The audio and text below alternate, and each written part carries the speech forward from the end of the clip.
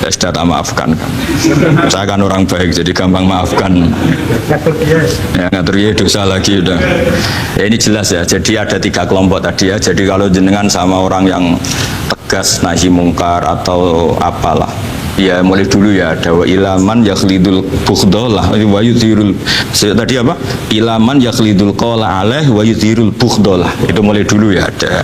Terus ada yang model Jawa wa ilaman yu'ridu anhu wa la yata'arradu lah, jadi gak ngambil apa sikap, corong Jawa gak melok.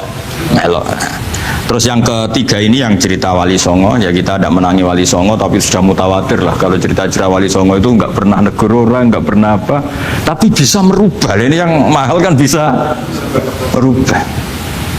Itu apa cerita itu riwayatun sing tablughu hatta tawatur, karena semua versi kiai, versi film, versi buku kan semuanya sama Pak Zarkasi ya Pak.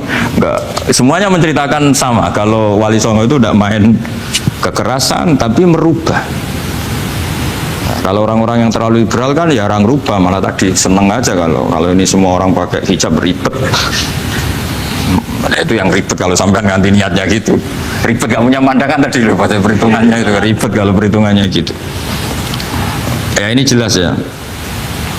Kelompok ketiga dan ini menurut saya yang luar biasa, wa ilaman yang zuri ilaihi bi'ainir rahmah wa la yu'athirul muqata'ah wa tatal. Fahadihi daqaiqu diniyatun takhtalifu fiha turuqus salikin. Ini satu detail-detail yang mulai dulu orang itu beda-beda karena mungkin organ kita beda, psikologi kita beda. Kalau orang sosiologi mungkin ngamati latar belakangnya beda. Ada orang tuh santunya minta ampun, tak tanya tak pikir dia turunannya orang baik. Kalau saking santunya saya nanya kiai aja kalah sopan sama dia. Tak tanya kamu ke orang baik padahal gak anaknya kiai, karena saat trauma ditabui bapakku terus. Jadi dia sayang sama orang karena trauma, betapa ada enaknya dikerasin. Ya nasibnya baik dia kok, kesimpulannya gitu. Ada yang dikerasin bapaknya terus dendam, anaknya yang kena. Banyak orang yang mencintai istrinya, tak pikir dia turunannya orang yang sangat mencintai istrinya, ternyata enggak. Saya tahu sakitnya dicuekin suami. Ibu saya itu korban bapak saya. Gara-gara trauma itu terus sayang sama istrinya. Karena ibunya korban dibiarin sama bapaknya, ditinggal kemana-mana. Jadi kadang manusia itu nggak bisa ditebak. Ada yang anaknya kurang harmonis, dia ada harmonis. Kok monoton ya? Kalau sudah mukhalifal qulub nggak pernah tahu kita. Ya makanya sudah lah, dungo aja ya mukhalifal qulub sabit qalbi ala din. Ini para istri dungo ya mukhalifal qulub sabit qalba zauji ala mahabbati. Tapi aku yakin bapak-bapak gak berani doa gitu. Sabit qalbi ala mahabbati zaujati gak berani. Takut goblok saja.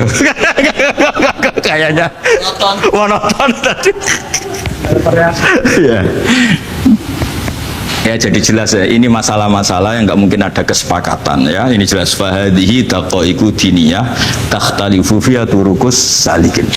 Nah daqaiq itu artinya gini ya, daqaiq itu sudah detail.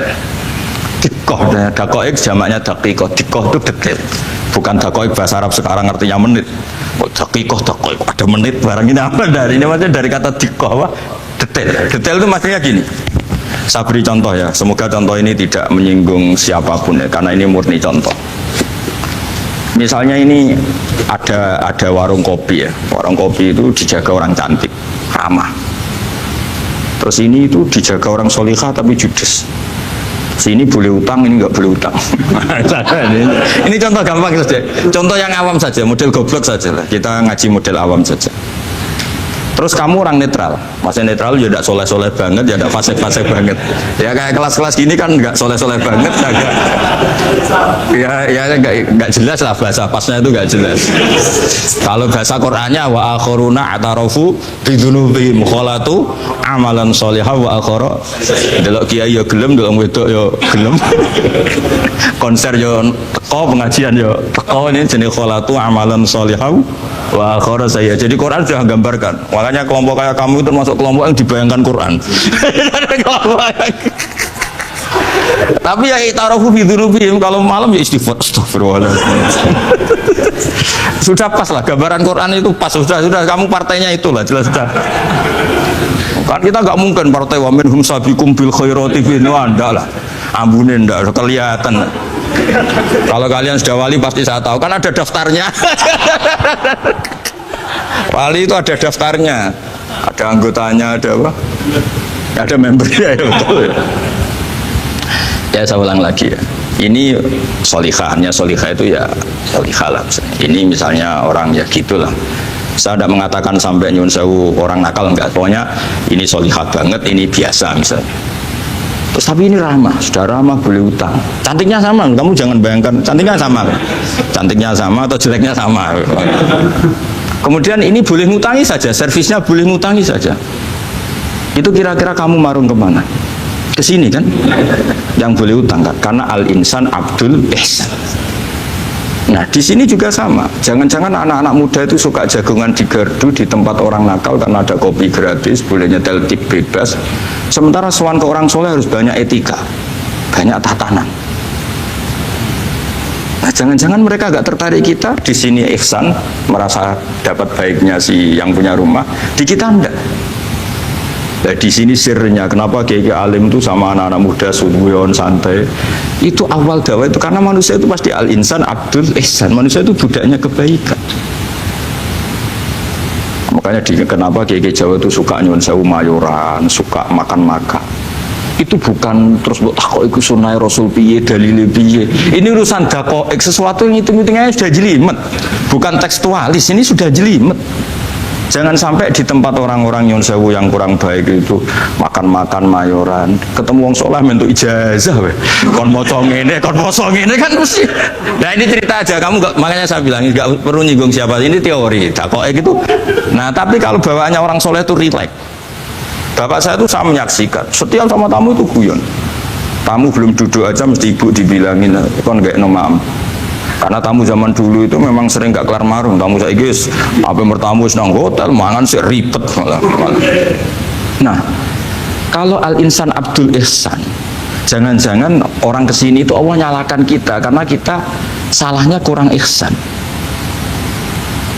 Makanya diantaranya doanya orang-orang dulu, ya Allah jangan berikan ke orang-orang fajir, orang-orang fasik satu kenikmatan yang saya harus berutang jasa ke mereka. Karena berat, ke depan itu berat.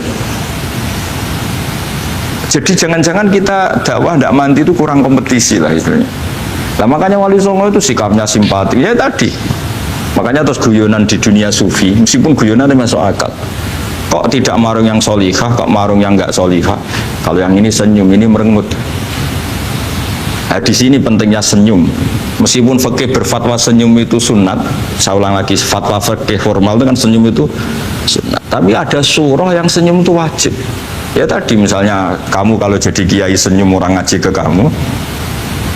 Tapi kalau kamu gak senyum orang ke ngaji yang aliran sesat, misalnya belajar yang aliran sesat. Hanya karena orang netral itu ngukurnya senyum. Bawaan sowan kiai dimarahin ya sowan yang gak kiai gak dimarahin misalnya. Nah di sini hebatnya Quran. Bayangannya walaupun tafadzul walidul qalbi lan faddu min qawli. Kalau kamu jadi kiai kurang simpati pasti orang itu bubar. Di sini fatwa fikih sudah tidak berjalan kalau senyum itu sunat. Ada wajib. Tapi bukan wajib yang keliru Pak tadi jabu malam ya cinta, ini wajib yang karena hitung-hitungan syariah itu. Lo coba ya, mana ada wong soleh yang top ya. Sekedar kita mungkin pegawai negeri atau lurah, orang ke kita harus prosedur. Sementara kadang ke tempat yang kurang baik, nggak usah prosedur. Orang kan nyaman nggak diatur, timbang diatur.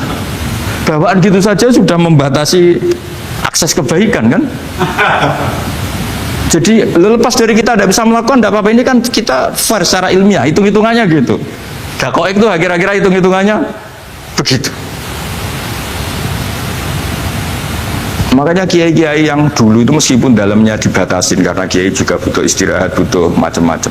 Kalau pondok itu enggak 24 jam karena semua orang biar bisa ngakses. Saya tuh kalau ngaji Rebo itu ribuan, enggak mulai orang jelas, enggak jelas, setengah jelas, yang wali, setengah bulat, setengah buron, ada semua. Sampai ada yang setengah buron pernah ketemu polisi yang ngaji. Saya ini mau nangkap kamu malah ketemu di sini jadi. Jadi sudah lah Pak, atas nama hormat Gus Pak, nangkapnya nanti aja. Karena ketemunya pas ngaji. Karena kebaikan nggak boleh dibatasi. Coba kalau saat pengajian tak batasin, yang dokter saja, yang DRS saja, yang begini saja. Sementara dangdutan nggak dibatasi. Suatu saat maksiat lebih besar ketimbang ngaji. Terus saya ditanya Allah, salam nggak batasin ini? Saya juga nggak bisa jawab kan kira-kira gitu. Nah ini dakoi, maksudnya ini cerita saya tidak ingin nyinggung siapa ini, maksudnya dakoi. Dakoi itu suatu yang perhitungannya detail. Detail itu jelimet. Saya punya tetangga kalau tukaran sama suaminya itu jujur betul. Kenapa nak tegakno kopi ra gelem, senane ngopi ning warung. Nang kono nak nyugoi mbek senyum kowe ora. Istri kamu kalau nyugoi, oh ngombe. Di warung kan ngersakno nopo. Padahal cantiknya kadang ya sama, atau kadang cantik istri kamu. Tapi gara-gara dua. Lah itu sudah takoek apa? Takoek. Ini urusan kompetisi, ke kiai dimarahin, ke sini di servis. Nah, ini monggo lah kita belajar bahwa banyak sebagian riwayat disebut Rasul akli badal iman billah at-tawaddud ilan nas. Setelah kita berargumentasi ilmiah secara tauhid, urutan jawab berikutnya at-tawaddud ilan nas. Kita harus bersikap simpatik dengan harapan simpatik itu membawa orang ila wahi wa rasulih. Kita tidak punya kepentingan pribadi, punya pengaruh banyak, membernya banyak, ndaklah ma'adzallah min dalik, ndak. Tapi setelah kita at-tawaddud ilan nas, coba Rasulullah itu tiru. Sholat itu kayak apa baiknya? Logikanya barang baik tambah lama tambah baik. Tapi itu mukhalafah, itu bertentangan dengan sunnahnya manusia yang suka cepat. Nyatanya imam yang cepat itu yang lama itu yang disalahkan Nabi. Logikanya kan sholat lama, Qur'annya fasih. Yang imam itu Mu'ad bin Jabal, tidak muntah itu tidak apa. Mu'ad itu sahabat paling fasih, paling alim. Artinya bacaannya itu udah bikin kuping panas ini. Yang ngomong ini tidak saya. Itu ketika kelamaan, yang disalahkan Nabi itu yang kelamaan. Karena supaya orang seneng sholat, ya sholat itu jangan jadi problem dong. Cara nggak jadi problem gimana ya? Jangan lama. Emang kayak apa agama ini? Sholat tuh sebaik sholat aja dikompromikan dengan hukum sosial. Karena kalau sholat terlalu lama nanti ibadah jadi problem. Sampai segitunya dulu. Ya makanya apalagi kalau kamu sudah ngerasa suaranya elek, tambah kudu kul huwa lah. Suaranya elek Baqarah. Suaranya elek. Ini kok diting-ditingan. Mustaqim bagus gak suaranya? Paling bagus ya. Sholat. Ya gitu aja ya di beki ya, yang suaranya tidak bagus suruh imami duhur asar aja. Tadi yang bagus biar maghrib apa isya ya, kayak gitu aja. Ya tapi sudah teruskan ya. Jadi yang jelas ada kelompok ketiga yang jelas ini ya, yang kalau kita bisa niru ya, wa ila man yanzur ilaihi bi ainir rahmah wa la yu'athirul munqata'ah wa tabau. Nah, ini ketika Imam Ghazali fa hadhihi daqaiqu diniyah. Ini detail-detail yang setiap turukus salikin itu beda-beda. Wa yakunu amalu kulli wahidin ala ma yaqtadihi haluh wa waktu. Jadi mulai dulu ini urusan relatif, urusan subjektif. Jadi tidak bisa kamu ada orang itu maksiat. Bawaannya kalau nggak dikerengi amari ya ada. Yang bawaannya dikerengi tambah nemen ya ada. Bawaannya nggak jelas ya ada. Banyak ya kalau itu banyak nggak ada. Jadi mulai dulu tuh ulama dulu tuh fair seperti itu nggak perlu diperdebatkan. Nah, sudah mulai dulu ya beda bimuqtadal hal wal waqti ya. Nah sekarang orang kan milih, kalau yang keras nyari dalil keras terus, yang lunak cari dalil lunak. Akhirnya dalil kok dicari-cari itu gimana? Ciri utama kebenaran itu fi awali wahlah. Ada ciri utama kebenaran itu al-badihiyah. Makanya kalau dalam ilmu ushul fikih disebut watabadur alamatul haqiqah. Penemuan pertama itu bukti yang digedaki Allah hakikat. Misalnya kamu sama orang nakal tanggo kamu, tak kandani malah nemen. Spontan orang itu pasti gitu. Karena di mana-mana sosialisasi itu dibutuhkan. Ketika negara atau kiai atau tokoh mau bikin apa, pertama targetnya mesti sosialisasi. Sesuatu pasti ada tadrijan. Itu siapapun, teori manapun, di dunia apapun. Nah itu namanya badiyah. Pikiran segitu itu disepakatin.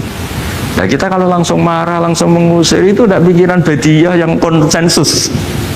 Misalnya anakmu nakal, dengar misalnya nyuruh anak kiai, dengar anakmu pacaran. Pikiran pertama itu seorang manusia itu, yes dikadani si api-apian. Karena tadi itu badihi, itu orang itu Kamu kepengen beli mobil, pikiran pertama ya nggak sih nabung sih, mesti begitu.